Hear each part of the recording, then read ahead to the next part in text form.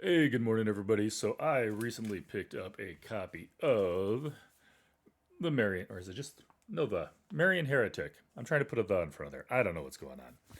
Anyhow, this book was written by Teeny Howard, illustrated by Joe Jaro. Sorry if I mispronounced that, Joe.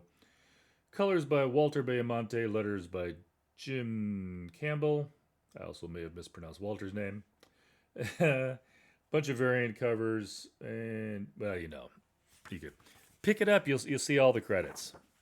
But yeah, this is about this lady here. Not going to go into any spoilers, although some parts are just the gist of it, and I can't really talk about it without telling you some stuff. The general idea is that this main lady, and I don't even know if we learned her name. Probably just it's Marian Heretic. Anyhow, she is or was the leader, the mother of a convent, but that it was a sect that was dedicated to Mary. Um, they were decided that they were heretics. The main cardinals. I don't even think they said there's a pope in this one.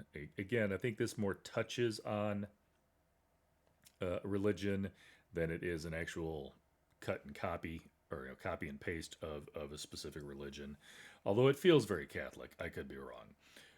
But in this particular world that they've written, it is one that's led by three cardinals. One represents the Father, one represents the Son, one represents the Holy Spirit. Uh, all with their own definite personalities, shall we say. Uh, but yeah, they go in there.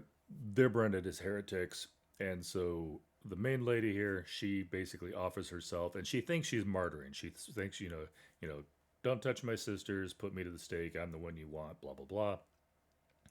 And they decide that they're having a problem with witches. Suffer not a witch to live. You know the whole spiel.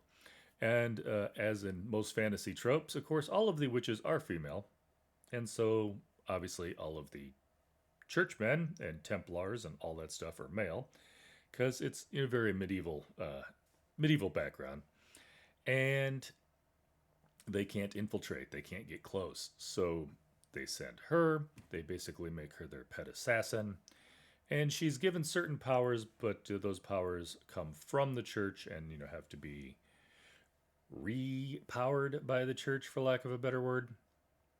And anyhow, this is just the first issue, so don't know where it's going to go overall. But basically, the start of this is was she right? Basically, they worship Mary as a god in her own right. Is the church right? And it's just the Godhead, or do the witches have a also plan? And there's other goddesses and stuff in the world. Uh, Again, this is not a theological argument. I'm not asking you what you believe. You guys obviously know this is a comic book. This is just a take on the story. If you can set aside the rest of the stuff and you read this just as a story, just as something that's happening in a world that includes these items, then it is very good writing. It is very good artistry.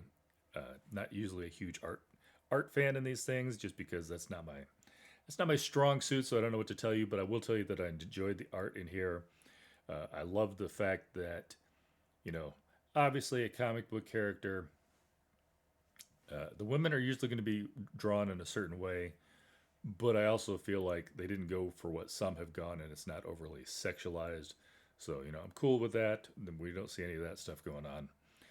Uh, but yeah, I for one, again, setting aside the fact that this isn't somebody's theological view. This is just a story going on. I kind of like the where the story is going. I don't know if there's going to be a redemption arc. I feel like there is. I feel like they're leading up to something. Although who knows how long that's going to drag out, because if that's the main hook of the comic, then once you get to the end, is it the end, or do you have to find something else for her to move on to keep the story going? Don't know. Again, issue number one. But I think it was worth giving a read. I will not tell my mother to give it a read. Hi, Mom, if you see this. Just because she's not going to like that part of it. certain things, and I'm not saying it's right or wrong. Certain things, and I understand everybody's got their own thing, can't be separated. If you're going to talk about certain religious things, then for some people you need to stay on the facts. Other people, I go into it reading just like, for instance, Chronicles of Narnia. That was obviously, I think, it was allegory for a lot of what happened in the Bible. Uh, you can do that story as long as you're not sacrilegious about it. And it's hard to tell yet whether in episode one, if some of this is just the background and the place that we find ourselves in, or is it going to go down a sacrilegious path? I don't know yet. Uh, that's going to take a couple of issues to figure out where this book is heading. But again, for writing, great writing. For artistry, great artistry. Uh, Interesting concept, and we'll have to see where it goes. All right, catch you later.